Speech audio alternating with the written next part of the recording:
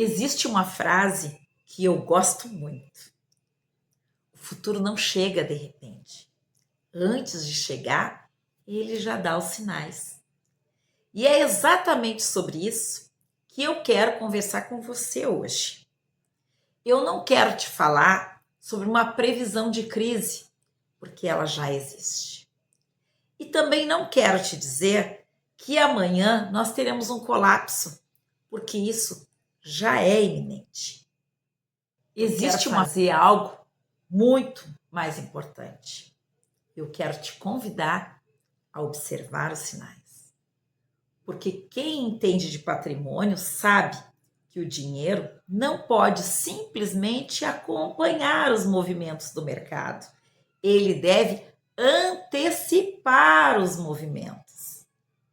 Durante décadas, países como Estados Unidos e Japão construíram níveis extraordinários de riqueza, crédito e poder econômico. E essa influência possibilitou que eles financiassem níveis elevados de endividamento. O problema é que a dívida precisa ser rolada. E quando o custo para financiar essa dívida aumenta, o sistema começa a sentir a pressão. Enquanto o crédito é abundante, tudo parece funcionar perfeitamente. Mas quando o custo do dinheiro aumenta, a conta chega. E nós precisamos observar exatamente isso no mercado internacional. E uma das coisas que eu acredito que as pessoas devem observar é: não olhe apenas para a bolsa, olhe para os juros, olhe para os títulos, olhe para o comportamento dos investidores e olhe principalmente para o custo do financiamento dos governos. Em maio desse ano, por exemplo, o rendimento dos títulos americanos em 30 anos chegou a superar 5%. E a mesma alta foi observada no Japão, Reino Unido e Alemanha. Mas atenção!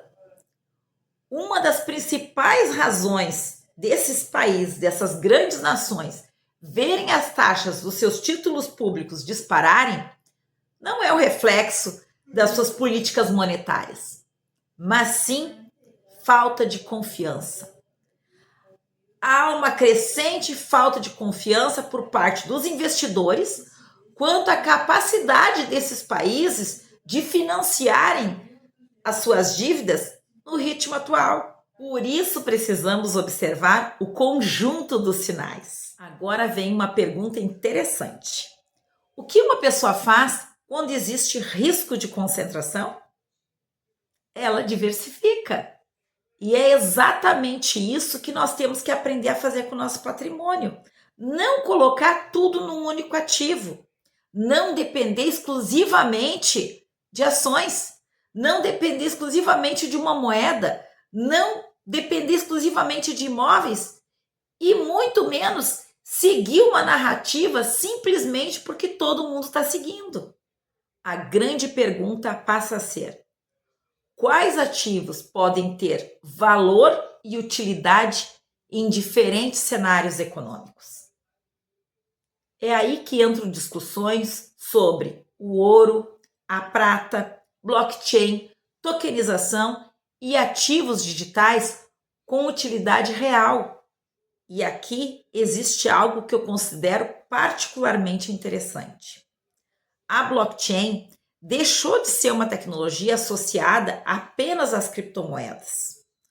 Hoje, ela tem uma representação muito maior, que é a tokenização de ativos reais. Estamos falando em representar digitalmente ativos e direitos financeiros utilizando a tecnologia e infraestrutura blockchain, gente. Títulos, fundos, créditos, commodities, imóveis e outros ativos digitais podem ser representados digitalmente, dependendo da estrutura jurídica e regulatória. E isso já está despertando interesse institucional, gente. Estudos recentes mostram que as instituições financeiras já estão utilizando a infraestrutura da blockchain para emissão, liquidação, custódia e administração de ativos tokenizados. Já não estamos mais falando apenas sobre uma promessa tecnológica. Nós já estamos falando, sim, sobre uma possível transformação na estrutura financeira. E agora eu quero fazer um alerta. Isso não significa que todo ativo digital seja bom. Não significa que todo token terá valor. Não significa que blockchain elimina risco. E também não significa que tokenização é sinônimo de segurança. Muito pelo contrário.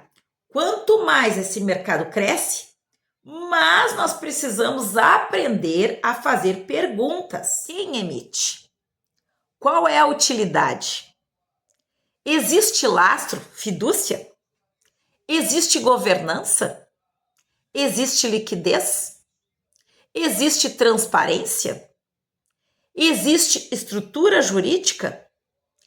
Existe um ecossistema real que utiliza esse ativo?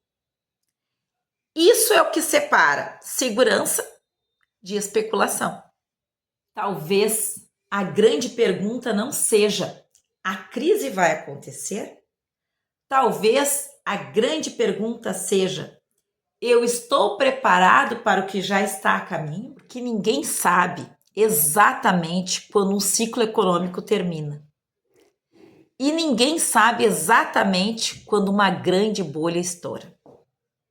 Alguns percebem exatamente qual será o próximo grande movimento.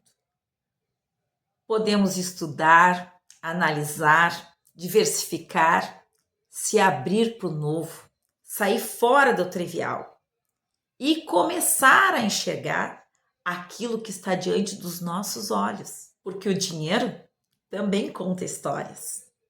Os títulos contam histórias. Os juros contam histórias.